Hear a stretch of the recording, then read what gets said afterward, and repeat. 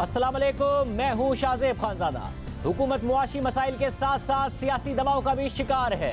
एक तरफ सख्त मुआशी फैसलामना है, कल रात तेल की कीमतों में फिर इजाफा कर दिया गया, बिजली और गैस की कीमतों में मजीद इजाफा होना है।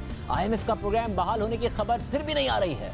रुपया आज मजीद गिरा और डॉलर ने एक और नया रिकॉर्ड बना दिया है। 207 रुपए 67 पैसे की सतह पर आ गया है। और आज स्टेट बैंक के मुताबिक पाकिस्तान के ज़रिए मुबादला के ज़खायर 8.9 अरब डॉलर्स पर आ गए हैं, यानी 9 अरब डॉलर से भी नीचे आ गए हैं। यानी सवा महीने की दरामदाद के पैसे भी पाकिस्तान के पास नहीं हैं। यह खतरनाक लेवल है। तहरीक इंसाफ ने ज़रिए मुबादला के ज़खायर पहले ही बहुत कम यानी 10.8 अरब डॉलर्स पर छोड़े थे और वो मजीद 1.9 अरब डॉलर्स कम होकर 8.9 अरब डॉलर्स पर आ गए हैं। चीन से पैसे मिलने का ऐलान हुए 2 हफ्ते बीत गए हैं, मगर अब तक वो 3 अरब डॉलर्स भी नहीं आए हैं। और दूसरी तरफ इमरान खान मुसलसल हुकूमत पर दबाव बढ़ा रहे हैं। मुआशी अब तरीका जिम्मेदार मौजूदा हुकूमत की पॉलिसियों को करार दे रहे हैं। और आज उन्होंने बढ़ती हुई महंगाई के खिलाफ इतवार की रात 9 बजे मुल्क की एहतजाज की कॉल दे दी है। मैं आज सारी कौम को पुरअमन एहतजाज के लिए आज दावत दे रहा हूँ। इतवार को 9 बजे सब ने पुरअमन एहतजाज करने के लिए निकलना है। मैं सारी अपनी कौम को, हर शोबे को, ट्रेड यूनियंस को, प्रोफेशनल्स को, डॉक्टर्स को, इंजीनियर्स को, क्लार्क्स को, सरकारी नौकरों को, मैं आज सब आपको दावत दे रहा हूँ कि अगर आपने ये तमाशा मजीद और देखना है तो ये याद रखें कि जो आगे महंगाई आ रही है वो इससे बहुत बढ़ के आ रही है। और मैं इंशाल्लाह स्क्रीन के जरिए, वीडियो के जरिए मैं 10 बजे आप सब से बात करूँगा। तो मैं चाहता हूँ कि आप सब निकलें, पुरअमन एहतजाज और अपने शहरों में निकलें। इमरान खान दावा कर रहे हैं कि अगर ये हुकूमत रह गई तो मुल्क श्रीलंका जैसे हालात से दो चार हो सकता है। यानी इमरान खान हर तरह से हुकूमत और इदारों पर दबाव बढ़ा रहे हैं, क्योंकि DGI-SPR की बार बार और 2 टोक तरदीद के बावजूद कि नेशनल सिक्योरिटी कमेटी में इंटेलिजेंस रिपोर्ट्स की बुनियाद पर यह मालूमात दी गई कि कोई साजिश नहीं हुई। आज इस्लामाबाद में एक दफ़ा फिर इमरान खान ने एक तकरीब से खिताब करते हुए कहा कि तहकीकात होनी चाहिए। उन्होंने बाकायदा तौर पर तहकीकात का दोबारा मुतालबा कर दिया है। साबिक वज़ीर आज़म शाहिद खान अब्बासी साहब हमारे साथ मौजूद हैं। भाई साहब बहुत शुक्रिया। भाई साहब, इमरान खान साहब मुसलसल आपकी हुकूमत पर हीट बढ़ा रहे हैं। ज़ाहिर है आपकी हुकूमत जो फैसले कर रही है उससे वैसे ही हुकूमत पर हीट बढ़ रही है, जो महंगाई के फैसले हो रहे हैं। अब आपकी हुकूमत के आने के बाद 65 दिन लगे हैं इमरान खान को एहतजाज की कॉल देने में, महंगाई के खिलाफ और आपकी कारकर्दगी के खिलाफ। कैसे निपटेंगे आप? देखिए, निपटने की ज़रूरत तो आज मईशत से है, जो 4 साल की गफलत से तबाह हुई है। हम इसको इस्तेहकाम देने की कोशिश कर रहे हैं। जो इस मुल्क के बदतरीन फ़ैसले इमरान खान ने अपनी कुर्सी को बचाने के लिए किए, जो दुनिया में कोई मुल्क नहीं कर सकता, कि कीमत ख़रीद से कम आप पेट्रोल और डीज़ल फ़रोख्त करना शुरू कर दें। और आज एक ख़त मिला है जिसमें शौकत तरीन साहब को ख़ुद एतराफ़ है कि 466 अरब रुपये हम 30 जून तक खर्च करेंगे। तो जो मुल्क 5600 अरब का कर्जा इस साल ले चुका हो, वो 466 अरब का कर्जा लेकर पेट्रोल और डीज़ल 3 महीने सस्ता फ़रोख्त करेगा कि इमरान खान की हुकूमत बच सके। तो आज इमरान खान साहब ये जवाब दें कि वो करते क्या रहे हैं हुकूमत में। 4 साल की अपनी कारकर्दगी तो रखें ना लोगों के सामने। साहब वो तो ये कह रहे हैं कि कहाँ पर पहुंची कि मईशत बहुत अच्छी थी और हम मुश्किल फैसले IMF के प्रोग्राम में होते हुए आवाम को रिलीफ देने की पूरी कोशिश कर रहे थे। ये हुकूमत आई है और ये सारे के सारा IMF का डिक्टेशन मान रही है। उसी के ऊपर उन्होंने एहतजाज की कॉल दी। और जाहिर है एक सियासी लीडर को अगर ना लगता कि नीचे ग्राउंड स्वेल है तो वो क्यों देता ये एहतजाज की कॉल? नहीं, यकीनन जब मुश्किल फ़ैसले होंगे अवाम परेशान होते हैं, लेकिन ये मुश्किल फ़ैसले इमरान खान की कारकर्दगी की वजह से हैं, उसके बग़ैर मंतक के फ़ैसलों की वजह से हैं, उसकी लापरवाही की वजह से हैं। तो इंशाल्लाह अब मईशत को इस्तेहकाम मिलेगा, हालात दुरुस्त होंगे। लेकिन ये मुश्किल फ़ैसले आपने करने पड़े। इमरान खान ने कौन सा मुश्किल फ़ैसला किया है, ये ज़रा ये भी बता दें अवाम को कि कौन सा मुश्किल फ़ैसला उन्होंने किया है। हर चीज़ तो यहीं छोड़ गए। 2500 अरब का कर्जा है, गर्दिशी कर्जा पावर सेक्टर में है। 1500 अरब का गैस सेक्टर में है। 5600 अरब के कर्जे इस साल ले लिए, मईशत को तबाह कर दिया। सूद 1500 अरब से बढ़कर 4500 अरब पे चला गया है। ये इमरान खान के तोहफे हैं। हमने तो मुश्किल हालात में इस हुकूमत को में आए हैं और इंशाल्लाह इसको इस्तेहकाम देंगे, हालात को दुरुस्त करेंगे। यकीनन मुश्किल फैसले होंगे, बोझ अवाम पर पड़ेगा, हम उसको कम से कम करने की कोशिश करेंगे, लेकिन इसके अलावा कोई और रास्ता नहीं है। मगर भाई साहब, इमरान खान उसके वजीर बता देना कि 4 साल करते क्या रहे हैं, मगर भाई यही बता दें कि क्या पेट्रोल को, सिर्फ एक बात का जवाब दे दें कि क्या पेट्रोल को आप कीमत ख़रीद से कम पे फ़रोख्त कर सकते हैं? कोई दुनिया का मुल्क कर सकता है? मगर वो ये कह रहे हैं कि हम रूस से लेके आते हैं, रूस से नहीं लेके आ रहे हैं। अगर रूस से ले आए तो वो कह रहे हैं कि आप सस्ता कर सकते हैं, सब्सिडी का मसला भी हल हो जाता, कीमतें भी ना बढ़ानी पड़ती। जी, ये वो आदमी बात करता है जिसको किसी बात की समझ ही ना हो। रूस से हमने कब तेल लिया है? हमने रूस से पूछा कि आपने कोई मायदा किया था, उन्होंने कहा जी हमसे बात ही नहीं की किसी ने। यहाँ से एक वज़ीर ने ख़त लिखा था जब हुकूमत जा रही थी, उन्होंने उसका कोई जवाब नहीं दिया।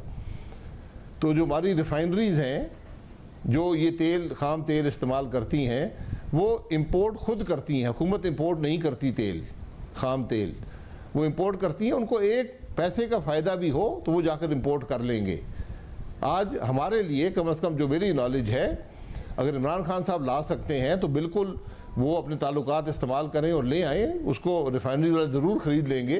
उनको तो 1 रुपये का फ़ायदा हो तो वो ख़ाम तेल उस प्रॉफिट के लिए ख़रीद लेंगे।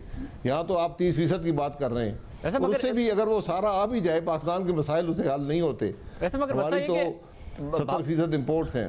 मगर ज़ाहिर है हमारा एक बहुत बड़ा हिस्सा है जो हम रिफाइंड मंगाते हैं और कुछ हिस्सा है जो कि हम क्रूड मंगाते हैं। मगर मसला ये कि जो भारत है उसमें प्राइवेट सेक्टर की रिफाइनरीज मंगा रही हैं। रिलायंस तो बाकायदा तौर पर ना सिर्फ भारत में मंगा रही है रूस का तेल, बल्कि क्रूड मंगा के रिफाइन करके वो तो ऑस्ट्रेलिया और यूरोपियन ममालिक को एक्सपोर्ट भी कर रही है और अपना मुनाफा कमा रही। तो हमारा प्राइवेट सेक्टर क्यों नहीं ला सकता है? क्या हुकूमत की तरफ से इजाज़त नहीं है? क्या मसला है? नहीं, हुकूमत से मुकम्मल इजाज़त है। प्राइवेट सेक्टर जो है, जो रिफाइनरीज़ हैं, वो ख़ाम तेल खुद इंपोर्ट करती हैं, हुकूमत नहीं करती। उनको मुकम्मल इजाज़त है जहाँ से मर्ज़ी इंपोर्ट करें और वो अपने प्रॉफिट के लिए जहाँ भी सस्ता तरीन होगा वो करेंगे। दूसरी बात ये है कि हमने रिफाइनरी ही नहीं लगाई। हम पाकिस्तान में जिस तरह की रिलायंस है, इसी किस्म की जदीद तरीन रिफाइनरी का बंदोबस्त करके मुआहदे करके गए थे। 4 साल उस पर जो प्रोजेक्ट मैनेजर था वो भी ना लग सका। ये तो हालत है इमरान खान साहब की हुकूमत की। ज़रा पूछे ना कि जो पार्को कोस्टल रिफाइनरी थी वो क्यों आपसे 4 साल में ना लगी? 4 साल में एक ईंट भी आप ना रख सके। तो ये आज बातें करना बड़ा आसान होता है। जो आदमी इस मुल्क की मईशत तबाह कर गया हो, जिसकी गफलत से आज पूरा मुल्क परेशान हो, वो बातें तो कर सकता है लेकिन हकायक उसको सपोर्ट नहीं करते। वैसे मगर मसला ये है कि ज़ाहिर है वो एक नैरेटिव जब देंगे और अवाम आपकी जो भी प्राइस हाइक होगी उसको भुगतेंगे, क्योंकि अभी आपने पेट्रोल डीजल की कीमतें बढ़ाई हैं और अभी असल इम्पैक्ट ना है बिजली की कीमतों में। जो 5 रुपये वो सब्सिडी दे गए थे वो, और फिर 7 रुपये 91 पैसे अलग, और उसके ऊपर टैक्सेस अलग, कोई 30 से 1 रुपये का यूनिट पड़ जाएगा बिजली का, जो बहुत महंगाई आएगी। फिर गैस की कीमतों में 45% का इजाफा। इस सब के बाद अगर अभी से इमरान खान एहतजाज की कॉल दे रहे हैं तो आपकी हुकूमत वो दबाव बर्दाश्त कर पाएगी जो महंगाई का इतना बड़ा प्रेशर आने वाला है? अब भाई साहब जी देखें, हमने मुल्क के मुफाद में फैसले करने हैं। अगर आप नई कीमत बढ़ाते बिजली की, 1100 अरब रुपया आपने इस साल बिजली के अंदर आपने अदा किया है जो आपने कीमत नहीं बढ़ाई। इसका कोई बजट में वजूद नहीं था। आज पूरी हुकूमत चलती है 520 अरब पे। 1100 अरब का गर्दिशी कर्जा आपका चढ़ गया है कीमत ना बढ़ाने की वजह से। ये आप हर चीज़ को यहीं छोड़कर चले जाएं, कोई फैसला ना करें, कर्जे लेते जाएं, ये तो मुल्क इस तरह नहीं चलते। आज जो आपने गफलत की है उसका जवाब तो दें पाकिस्तान के अवाम को। और अवाम झूठ को समझते हैं, अवाम समझते हैं कि इसने मामले तबाह किए। यकीनन ये तकलीफ दे फैसले हैं। आज जाकर 3 महीने के बाद पाकिस्तान में जिस कीमत पर हम पेट्रोल ख़रीदते हैं, बग़ैर कोई टैक्स लगाए हम आवाम को फ़रोख्त कर रहे हैं। ये दुनिया में मुमकिन नहीं है कि कोई मुल्क कीमत खरीद से कम पे पेट्रोल बेच सके। मगर फिर ये इमरान खान साहब का फैसला था अपनी हुकूमत बचाने के लिए। मगर मसला ये ना कि शहबाज शरीफ साहब ने भी ट्वीट किया कि जो IMF से मुआहदा कर गए थे इमरान खान साहब, उसकी वजह से हमें कीमतें बढ़ानी पड़ रही हैं, उसकी वजह से नहीं बढ़ानी पड़ रही हैं। आप लोग भी पूरा सच बताइए कि इसलिए बढ़ानी पड़ रही है कि इंटरनेशनल मार्केट में बढ़ गई हैं, हमारा रुपया भी मजीद गिर गया है। इससे ये इमरान खान के IMF से मुआहदे की वजह से तो नहीं बढ़ाई हैं आपने, उसमें तो PDL भी था, दीगर मामला भी थे, तो आपने इंटरनेशनल मार्केट की कीमतें पास ऑन की हैं। जी देखिए, ये तो जो कीमत ख़रीद है उसी पर बेचा जा रहा है। जो हम अजाफी कर्जा लेकर सस्ता बेचने की कोशिश कर रहे थे, जो दुनिया को कोई मुल्क नहीं कर सकता, वो हम कर रहे थे। लेकिन जब IMF ने ये देखा कि एक मुल्क है जो हमसे कर्जे मांग रहा है और ख़ुद सैकड़ों अरब रुपया पेट्रोल पंप पर बांट रहा है, तो उन्होंने कहा जी आप तो ज़िम्मेदार लोग नहीं हैं। जब तक आप ये मामला दुरुस्त नहीं करेंगे, आप हमसे कर्जा मांग रहे हैं, उस कर्जे से ज़्यादा रकम आप पेट्रोल पंप पे बिला तफरीक अदा कर रहे हैं, आप किस किस्म का मुल्क है? आप तो ज़िम्मेदार लोग नहीं हैं। और जब IMF ये बात करता है तो आपके तमाम जो दीगर इदारे जो आपको कर्जा देते हैं दुनिया में, वो सब यही बात करते हैं, चाहे आपके वो दोस्त ममालिक हों। चीन ये कहेगा कि भाई हम कीमत खरीद से कम फरोख्त नहीं कर सकते, सऊदी अरब नहीं कर सकता, UAE नहीं कर सकता, तो आप हमसे क्यों कर्जे की बात करते हैं? इसलिए आपने जिम्मेदारी का सबूत देना है। ये बात IMF कह रही है कि भाई आप जिम्मेदारी का सबूत तो दें कि आप पैसे इस तरह बांट नहीं सकते, आप हमसे कर्जे लेकर बांट नहीं सकते, आप तो मईशत तबाह कर रहे हैं।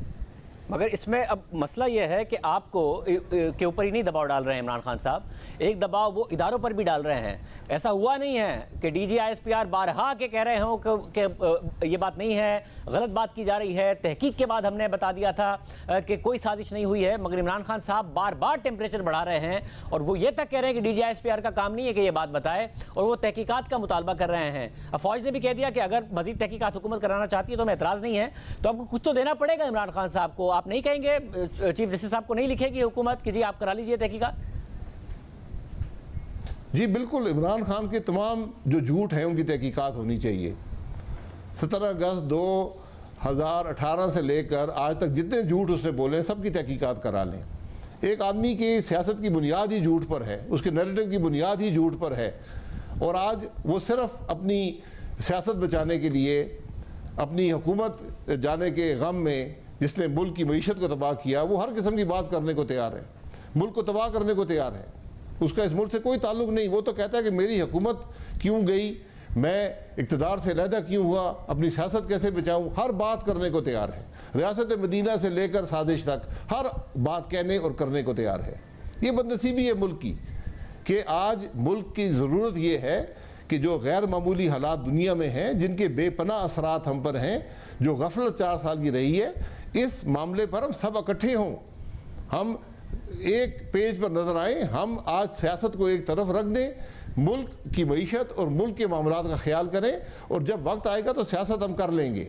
आज जो तशवीशनाक हालात, मुल्क के असरात जो बाहर से आए हैं, उन पर जो तशवीशनाक हालात हैं, ये अगर हम सब मिलकर एक पेज पर हों तो यकीनन उससे मुल्क का फ़ायदा होगा।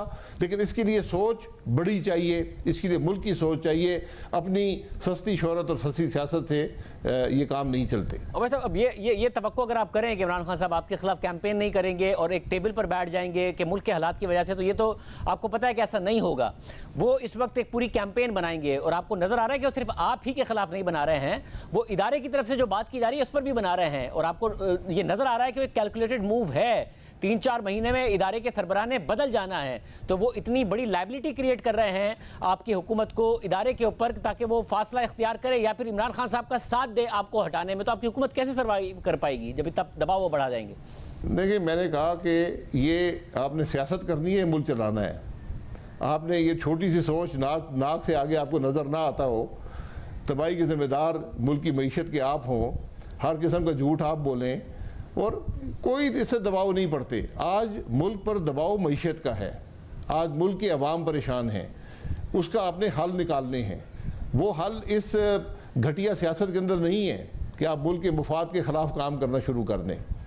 तो मैं नहीं कहता कि इमरान खान किस टेबल पर बैठे, वो तो जब हम अपोजिशन में थे तो कभी उन्होंने गवारा नहीं किया कि अपोजिशन से कोई रब्ता कर लें, तो वो बात हमें ना ज़रूरत है ना उस बात में कोई हैसियत है। वो तो जब वक्त आया तो हुकूमत छोड़कर यहाँ से अब पार्लियामान छोड़कर चले गए। अगर पार्लियामान छोड़नी थी तो KP के अंदर क्यों हुकूमत में कायम है, पंजाब के अंदर क्यों बैठे हैं? तो आज ये अपनी छोटे छोटे सियासी मफादात से हट कर हमें मुल्क के मफाद को तरजीह देनी पड़ेगी, और यही फैसला जो आज कोलिशन गवर्नमेंट है उसका है। तो हम सियासत में भी इसका मुकाबला करेंगे और इस झूठ को अवाम के सामने रखेंगे और इंशाअल्लाह मुल्क के मसाइल और मईशत को भी इस्तेहकाम देंगे। मतलब अगर अवाम के सामने रखने का कोई तो तरीका होगा ना, इसलिए क्यों नहीं आप चीफ जस्टिस साहब को लिख देते वज़ीर आज़म कि जी इसकी जुडिशल तहकीकात करा लीजिए। जो उनका मुतालबा था कि 2013 के इलेक्शन रिग्ड थे, उसके लिए भी एक जुडिशल कमीशन बना और फिर जुडिशल कमीशन ने कहा था ना कि कोई ऑर्गेनाइज्ड रिगिंग नहीं हुई थी, तो वहीं से वो मिथ टूटा या फिर वरना वो कैंपेन करते रहे उसको बुनियाद बनाकर यहाँ तक कि उन्होंने धरना भी दे दिया। तो आप लिख दें ये बात, जब इदारे खुद कह रहे हैं कि हमने तहकीक कर ली है और हमारी इंटेलिजेंस एजेंसीज ने तहकीक कर ली है कि कोई बैरूनी साजिश नहीं थी इमरान खान साहब की हुकूमत गिराने में, तो आप किस बात पर रिलक्टेंट हैं? ठीक है, कह दें कि जो बोतान की सज़ा मुझे मिलती है तो तहकीकात करा देते हैं। ये तो बोतान तराशी है ना। हुकूमत में आप थे, आपने कुछ किया नहीं और अब कहते हैं मेरे खिलाफ साजिश हो गई। मतलब ये कोई मंतक है? मतलब आप ये कह रहे हैं कि ऐसे मुल्क चलाएंगे? आप ये कह रहे हैं कोई शख्स नहीं उठकर कहेगा मेरे खिलाफ साजिश हो गई, आपने साजिश कर दी। दूसरे ममालिक पे इल्ज़ाम लगा रहे हैं। आप ये कह रहे हैं कि इमरान खान साहब ये माने कि अगर ये झूठ साबित हुआ तो फिर वो बहुतान की सजा भुगतेंगे, तो फिर आप तहकीकात करने के लिए तैयार हैं, वो ये माने? मेरी राय है कि कहते कि मैं बोतान तराशी की सज़ा कबूल करने को तैयार हूँ, और पहले पता कर लें कि सियासत के रियासत मदीना में क्या सज़ा थी बोतान तराशी की। वैसे मुझे ये भी बताइए कि जो दूसरी चीज़ें वो भी नहीं हो पा रही हैं। ज़ाहिर है इमरान खान साहब की हुकूमत आई, उस वक्त सऊदी अरब से पैसे मिले, दीगर ममालिक से मिले, इदारों ने भी बड़ा किरदार अदा किया वो फंडिंग अरेंज करने में। आप लोग तो चाइना से अनाउंस किए हुए 2 हफ्ते हो गए हैं, वहाँ से $2.3 अरब नहीं आ रहे, आज $9 अरब से भी कम के हमारे ज़रिए मुबादला के ज़खायर रह गए। ऐसे कैसे आप हुकूमत चला लेंगे? तो डिफ़ॉल्ट के करीब पाकिस्तान खुदा न खास्ता जाता नज़र आ रहा है। देखिए इंशाल्लाह उसमें इस्तेहकाम आ जाएगा। हर चीज़ में वक्त लगता है, एक प्रोसेस होता है हर मुल्क का। हमारे जो दोस्त ममालिक हैं मदद कर रहे हैं, वो और भी मदद करेंगे, लेकिन बात ये है कि वो कहते हैं आप पहले ज़िम्मेदार मुल्क तो बने। आप तो हर एक पे बोतान तराशी करते हैं, आप हर एक पे इल्ज़ामात लगाते हैं, अपनी गफलत छुपाते हैं। आप तो पेट्रोल पंप अपनी बचाने के लिए अपनी हुकूमत, आप पेट्रोल पंप पे पैसे बांटने शुरू कर दिए आपने, $25 मिलियन रोज़ाना। तो अगर हम वो ना बांटते तो आज आपके ज़खायर में इजाफा होता। $25 मिलियन हमने हर रोज़ पेट्रोल पंप पे 3 महीने बांटे हैं, इसका जवाब कौन देगा? वैसे मगर आप क्योंकि ज़रा कॉन्स्टिट्यूंसी पॉलिटिक्स करने वाले पॉलिटिशियन हैं, आपको लगता है ये वाला पेट्रोल डीजल में इजाफा, उसके बाद बिजली और गैस का इजाफा, आवाम का जो इस वक्त गम गुस्सा होगा उसको सर्वाइव कर पाएगी? और कोलिशन गवर्नमेंट है, आपकी मेजॉरिटी हुकूमत भी नहीं है। देखें ये मैंने कहा ना, आज बात सियासत की नहीं है, वरना मैं भी इमरान खान की तरह पैसे बांट के घर चला जाता। आज तो आपने मुश्किल फैसले करने, उनके असरात आप देख लें। आज आपका कर्ज इतना ले लिया गया है कि जो 1500 अरब का सूद था 2018 में, आज 4500 अरब पे है। ये इजाफी 3000 अरब जो है ये पाकिस्तान के अवाम ही अदा करेंगे ना। महंगाई उसी से आती है, मईशत उसी से तबाह होती है, बेरोज़गारी उसी से आती है। ये चीज़ें सब आपस में जुड़ी नहीं हैं। तो मुश्किल फैसले, ये मुश्किल फ़ैसला है कि आपने जिस कीमत पर पेट्रोल और डीजल ले रहे हैं उस कीमत पर आज बिक रहा है। आप कोई इजाफी कर्जे बाज़ार से लेकर और ये इसको सस्ता करने की कोशिश नहीं कर रहे। हमने जो एहसास तबका है सोसाइटी का, उसको हमने टारगेट सब्सिडी दी है कि इसका बोझ बर्दाश्त कर सके। लेकिन मईशत की कीमत पर आप सियासत नहीं कर सकते, आप मुल्क के मफाद पर सियासत नहीं कर सकते। ये मुश्किल फैसले हैं, कोई बात नहीं है। अगर अवाम इस बात को नहीं समझते, हम इलेक्शन में जाने को तैयार हैं। इस बात पर टर्म पूरी करके, हालात को दुरुस्त करके अवाम के पास जाएंगे, हक़ाइक़ उनके सामने रखेंगे। बहुत शुक्रिया। साबिक़ वज़ीर-ए-आज़म शाहिद खान अब्बासी साहब की गुफ्तगू आपने सुनी है। मगर क्या मईशत के लिए वाकई ख़तरा बहुत ज़्यादा बढ़ रहे हैं? क्या डिफ़ॉल्ट का ख़तरा पैदा हो रहा है? क्या हर तरफ से पाकिस्तान की मईशत के साथ सियासत हो रही है? सारी तफसीलात आपके सामने रखेंगे ब्रेक के बाद। एक के बाद एक सख्त फैसला कर रही है। IMF प्रोग्राम बहाली की उम्मीद भी दिला रही है। प्रोग्राम बहाल ना होने की सूरत में पाकिस्तान के श्रीलंका की तरह डिफ़ॉल्ट करने का खौफ भी दिला रही है। मगर अब तक ना IMF से कोई अच्छी खबर आई है, ना रुपया संभल पाया है। और रुपया आज इंटरबैंक में तारीख की एक और कमतरीन सतह पर आ गया है। आज इंटरबैंक में डॉलर 207 रुपए 67 पैसे का हो गया है। रुपया मुसलसल गिर रहा है, जिससे वैसे ही दरामदशुदा पेट्रोल, डीजल और खाने पीने की अशिया मजीद महंगी हो जाएंगी। और ज़्यादा खतरनाक बात यह है कि स्टेट बैंक ने जो आज ज़र मुबादला के ज़खायर की तफसीलात जारी की हैं, उसके मुताबिक पाकिस्तान के ज़र मुबादला के ज़खायर 8.9 अरब डॉलर्स पर रह गए हैं। एक ख़तरनाक सतह है ये। पाकिस्तान के पास 1.25 महीने की दरामदात के मुश्किल से पैसे हैं और ना ही अभी तक कोई बैरूनी इमदाद आ रही है, ना ही IMF के प्रोग्राम बहाल होने की खबर आ रही है। हमने खुद आज वज़ारत ख़जाना से बात की तो उनके ज़राए ने यह कहा है कि इस बात की उम्मीद है। IMF 1 से 2 दिन में प्रोग्राम की बहाली के लिए हम पुरुमीद हैं। IMF के साथ बजट पर भी इत्तफाक हो गया है। IMF के बजट पर तहफ़्फ़ुज़ात दूर कर दिए हैं। पेट्रोल पर सब्सिडी ख़त्म करना भी IMF का एक मुतालबा था, जो हमने पूरा कर दिया है। ज़राए वज़ारत ख़ज़ाना ने मज़ीद बताया कि तनख्वाहदार तबके पर टैक्स का मामला भी हल होने के करीब है। हुकूमत ने कल पेट्रोल की कीमत में 24 रुपये और डीजल की कीमत में 59 रुपये का इजाफा करके इन दोनों मसनूआत पर सब्सिडी मुकम्मल तौर पर ख़त्म कर दी है। और ये करके IMF की एक और बड़ी शर्त पूरी कर दी है। मगर बात यहाँ नहीं रुकेगी। अभी बिजली की कीमतों में 7 रुपये 91 पैसे फी यूनिट का इजाफा होना है, जिसकी नेपरा पहले ही मंजूरी दे चुका है। और वज़ीर ख़ज़ाना मिफ्ताह इस्माइल वाज़े कर चुके हैं कि हम बिजली के शोबे में सालाना 1600 अरब रुपए की सब्सिडी और नुकसानात के मुतहम्मिल नहीं हो सकते। फिर गैस की कीमतों में 45% इजाफे की मंजूरी दी जा चुकी है और इसका असर भी अवाम को आइंदा माह से बिलों पर आना है, क्योंकि हुकूमत का कहना है कि इन नुकसानात के साथ ना हुकूमत चल सकती है ना मुल्क। और इसके नतीजे में मुआशी तज्जियाकारों की राय है कि मुल्क पर 20% से भी ज्यादा महंगाई का तूफान आएगा, जिससे अवाम की तकालीफ में बेपनाह इजाफा हो जाएगा। इसके अलावा हुकूमत IMF की एक और शर्त पूरी करने को तैयार है और गुज़िश्ता दिनों के बजट में तनख्वाहदार तबके के लिए 47 अरब रुपए के टैक्स रिलीफ का ऐलान किया गया। उस पर IMF ने अपने तहफ़्फ़ुज़ात का इजहार किया, जिसे खुद मिफ्ताह इस्माइल ने भी माना, तो हुकूमत इसे वापस लेने को तैयार है। ज़राए वज़ारत ख़ज़ाना बता रहे हैं कि इस हवाले से पेशरफ्त हो गई है। और आज द न्यूज़ में मेहताब हैदर की खबर के मुताबिक हुकूमती ज़राए का कहना है कि कम अज़ कम टैक्स इस्तिस्ना की रकम जो हुकूमत ने माहाना 50,000 रुपए की तनख्वाह से बढ़ाकर 1 लाख रुपए कर दी थी, यानी सालाना 12 लाख रुपए कर दी थी, वो बरकरार रहेगी।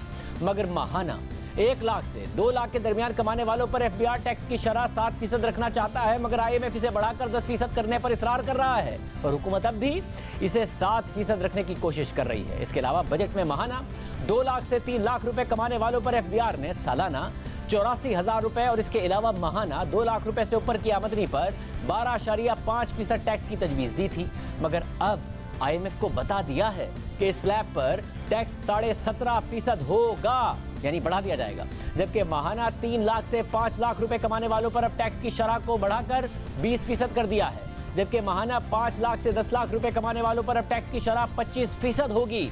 जबकि माहाना 10 लाख रुपए से ऊपर कमाने वालों पर 10 लाख से ऊपर की कमाई पर टैक्स की शरह 32.5% होगी। जबकि सालाना 20,04,000 रुपए का टैक्स अलग देना होगा। मेहताब हैदर की खबर में मजीद बताया गया है कि IMF पेंशन्स को भी टैक्स के दायरा कार में लाने पर इसरार कर रहा था, मगर FBR ने IMF को इस बात पर राजी कर लिया है कि इतनी महंगाई में पेंशनर्स को टैक्स नेट में लाना मुनासिब नहीं होगा।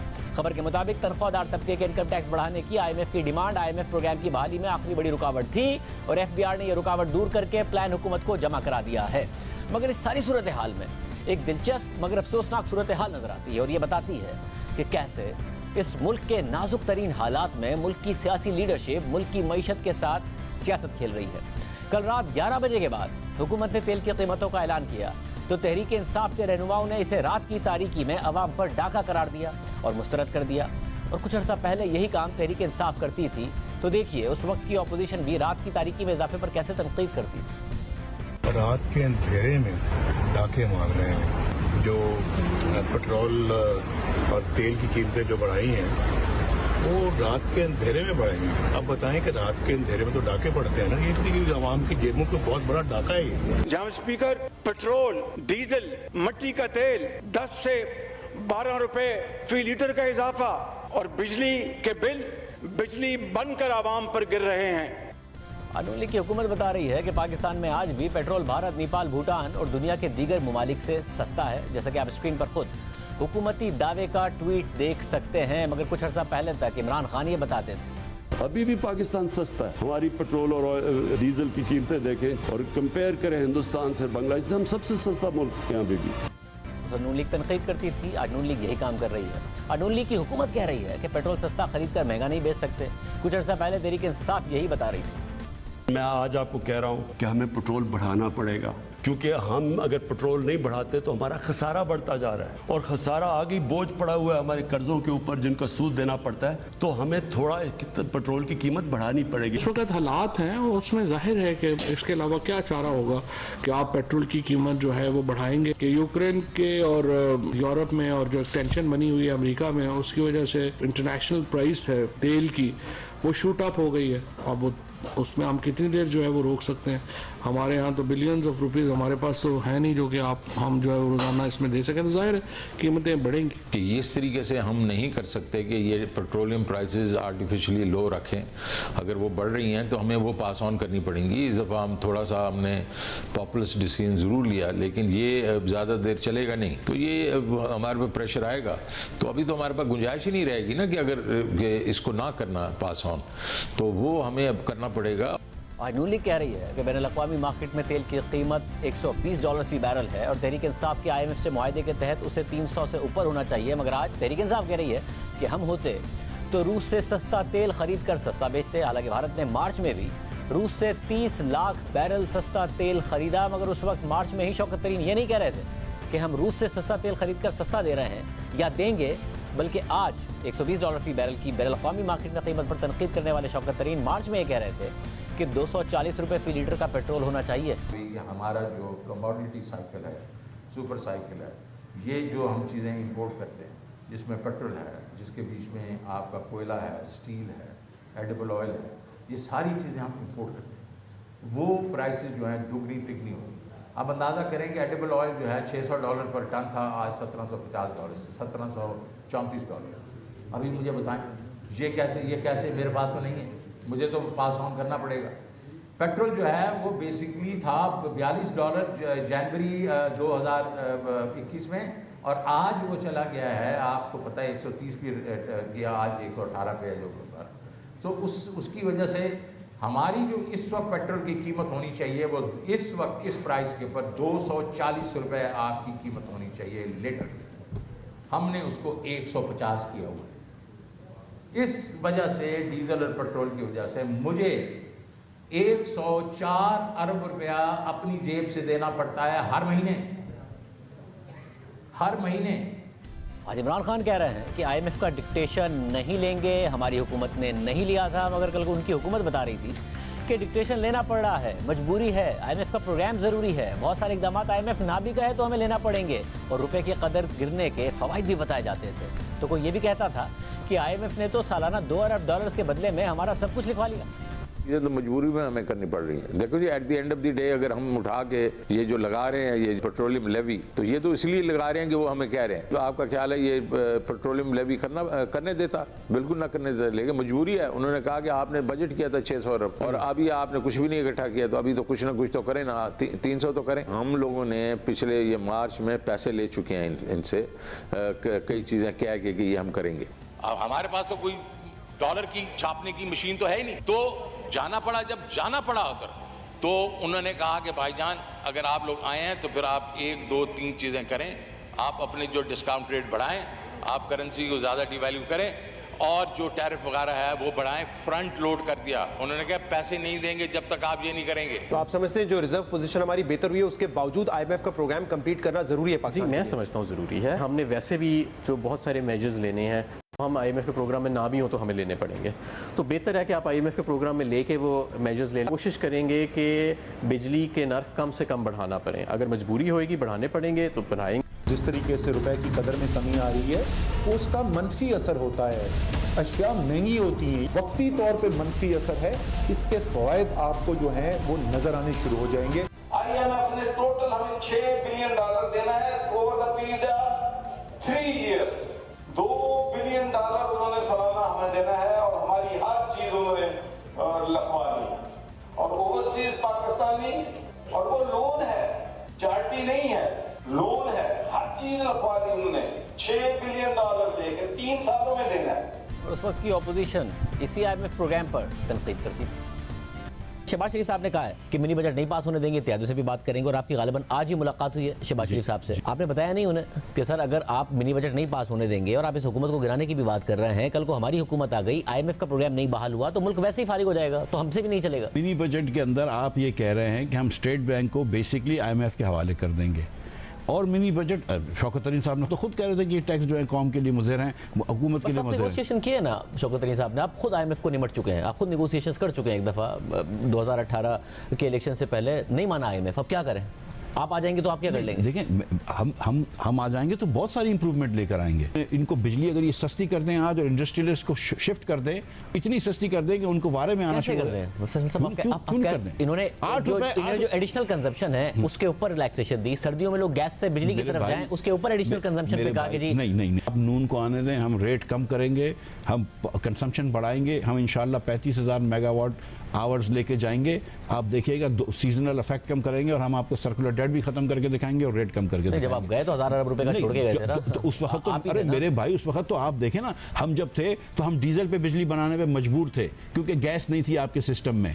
हम जब थे तो फर्नेस ऑयल पे बिजली बनाने पे मजबूर थे। हम जब छोड़ के गए तो अब आपको फर्नेस ऑयल बनवाने की जरूरत नहीं है। ये तो इनका शौक है कि फर्नेस ऑयल मंगवा रहे हैं। मगर इस वक्त आप नहीं चाहते हुकूमत में, आपको पता है मसाइल इतने ज्यादा बड़े हैं, IMF का प्रोग्राम भी है, सारी शर्तें पूरी करनी है, महंगाई आपसे भी कंट्रोल नहीं होनी है, इसलिए आप हुकूमत नहीं चाहते हैं, हुकूमत पे ही प्रेशर रखना चाहते हैं। मेरी बात सुने, मेरे पास घर में बड़ा अच्छा माली है, उसको गाड़ी चलाने नहीं आती, उससे मैं गाड़ी चलवाऊं तो वो कैसे चलाएगा? इनको कुछ काम ही नहीं आता।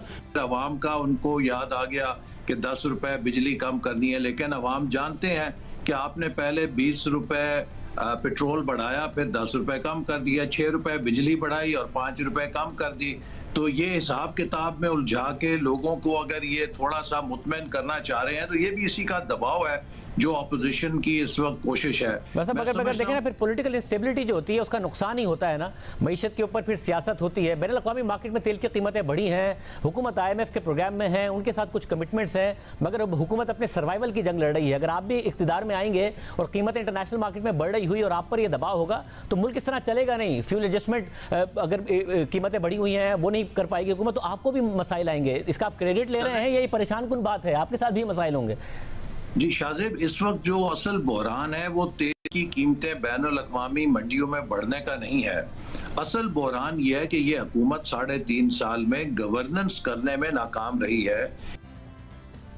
और आज यही हुकूमत IMF का प्रोग्राम बहाल कराने के लिए सारे फैसले कर रही है। पेट्रोल की कीमतें भी बढ़ा रही है, बिजली की कीमतें भी बढ़ा रही है, गैस की कीमतें भी बढ़ा रही है। और आज भी शहबाज शरीफ ने जो ट्वीट किया वो हक़ाइक़ के बरक्स है। उन्होंने लिखा कि हुकूमत के पास कीमतें बढ़ाने के अलावा कोई चारा नहीं है क्योंकि तहरीक इंसाफ ने IMF से ऐसा मुआहदा कर लिया था, इस पर अवाम को एतमाद में लूँगा। अब मसला यह है कि तहरीक इंसाफ के मुआहदे के तहत तो पेट्रोल की कीमतों में इजाफा भी करना था और उस पर 30 रुपये टैक्स भी वसूल करना था। अभी तो हुकूमत ने बगैर किसी टैक्स में इजाफा किए सिर्फ बैनुल अक़वामी मार्केट की कीमतों में इजाफे पर कीमतें बढ़ाई हैं। इसमें तहरीक इंसाफ का IMF से किया गया जो मुआहदा है उसका क्या किरदार है?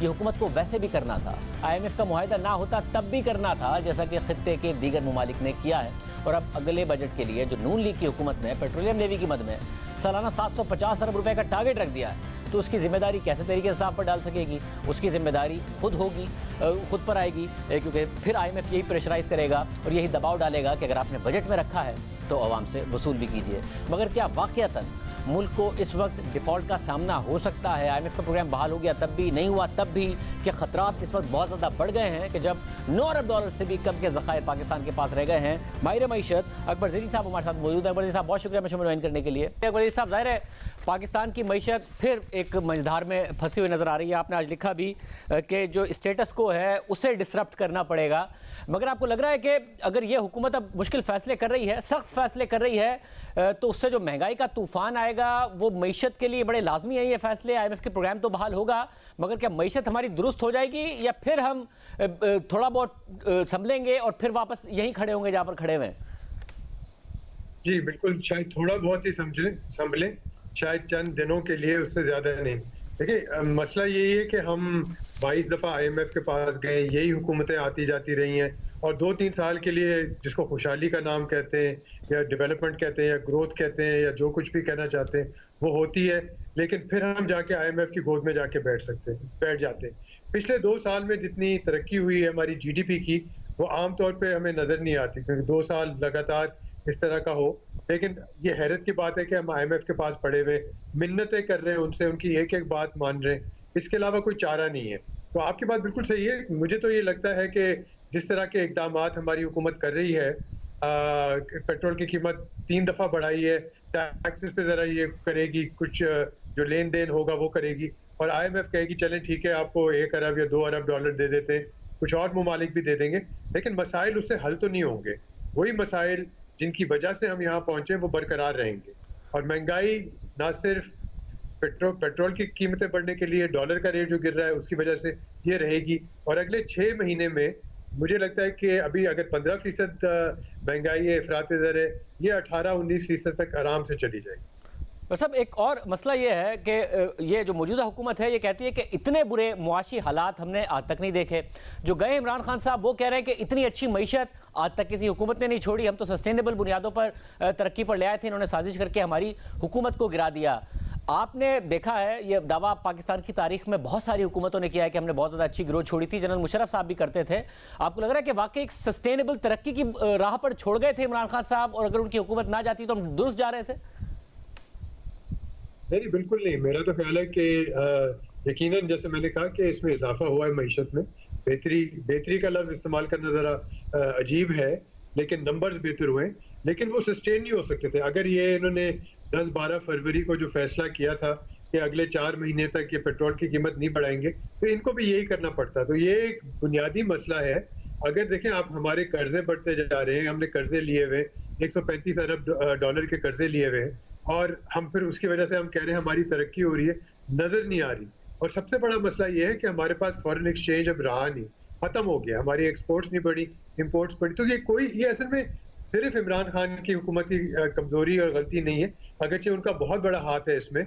ये तो माजी की कई हुकूमतों के साथ यही है। आप बिल्कुल सही कह रहे हैं, 2-4 साल हमारी नंबर बेहतर हो जाते हैं, लोग कहते हैं चलो मईशत बेहतर होगी, उसके बाद हम फिर IMF के पास पहुंच जाते हैं। कम ममालिक ऐसे होंगे जो इतनी जल्दी IMF के मुआहदे के बाद खत्म होते ही 2 साल के बाद, 3 साल के बाद वापस आ जाते हैं। पाकिस्तान उनमें एक है। बस अब गोइंग फॉरवर्ड एक और आपको क्या कंसर्न लग रहा है कि IMF का प्रोग्राम ये बहाल करा भी लें और इतने जितने ये फैसले कर रहे हैं उससे महंगाई की शरह भी बहुत ज़्यादा हो जाए, मगर उसके बावजूद क्या डिफॉल्ट करने के पाकिस्तान को खतरात रहेंगे अगर ग्लोबल रिसेशन की तरफ दुनिया चली जाए और इंटरनेशनल ऑयल प्राइसेस ऊपर ही रहे रूस की वजह से, जो कि आमतौर पर रिसेशन में नीचे जाती है, मगर अभी तक आसार नजर नहीं आ रहे? मुझे डिफॉल्ट तो नहीं नजर आता कहीं, फौरी तौर पे कोई ऐसे आसार नहीं नजर आते, और पाकिस्तान ने पहले कभी डिफॉल्ट किया नहीं है। और अगर आप देखें 2-3 ममालिक जिन्होंने किया है, श्रीलंका ने किया है, अर्जेंटीना ने किया है, कुछ और मुल्कों ने किया है, उसके बाद हालात कुछ अरसे के लिए खराब होते हैं, लेकिन फिर मईशत और चलती रहती है। जाहिर है उसकी एक जो इंसानी जिंदगी पे और क्वालिटी ऑफ लाइफ पे जरूर असर पड़ता है, लेकिन ये नहीं हो जाता कि मुल्क गायब हो जाते हैं। शायद कहीं हुकूमतें बदल जाती हैं, रद्दोबदल हो जाता है, लेकिन एक कम लेवल पे उसका एक सिलसिला चलता रहेगा। तो डिफॉल्ट तो मुझे कहीं नहीं, दूर से भी नहीं नजर आ रहा, लेकिन ये बात जरूर है कि हमारे इक्तिसादी हालात, फॉरेन एक्सचेंज के हालात खासे संगीन है और फौरी तौर पे कोई बेहतरी नहीं नजर आ रही। इसका एक और मसला ये है कि हमारी जो सियासी सूरत हाल है, चाहे वो इमरान खान की तहरीक चल रही हो या इस हुकूमत को ये अंदाजा नहीं है कि कितने अरसे के लिए है, कोई गारंटी नहीं है, तो उससे भी ये जो अनसर्टिनिटी जो होती है उसका बहुत बड़ा असर पड़ता है। बहुत शुक्रिया। मईशत के हवाले से गुफ्तगू आपने सुनी। प्रोग्राम में एक ब्रेक और उसके बाद आपको बताएंगे कि कैसे तहरीक इंसाफ अपने एक और इल्ज़ाम के लिए कोई सबूत नहीं दे पाई। ही अदालत के सिंगल बेंच का वो फैसला मुअत्तल कर दिया था जिसमें सिंगल बेंच ने इलेक्शन कमीशन को 30 दिन के अंदर ज़ेर इल्तवा केस फाइन होगा। चार चराग तेरे बलन हमेशा, ये तो पंजाबी भी है साथ में, सिंधी और पंजाबी का मिक्सचर है। हाँ। सो जबरदस्त सवालात उठाएगी और अपने दिफा में क्या जवाब फराहम करेगी, क्या आइंदा इल्ज़ामात लगाएगी, तो कोई सबूत भी देगी या नहीं। इजाज़त, अल्लाह हाफ़िज़।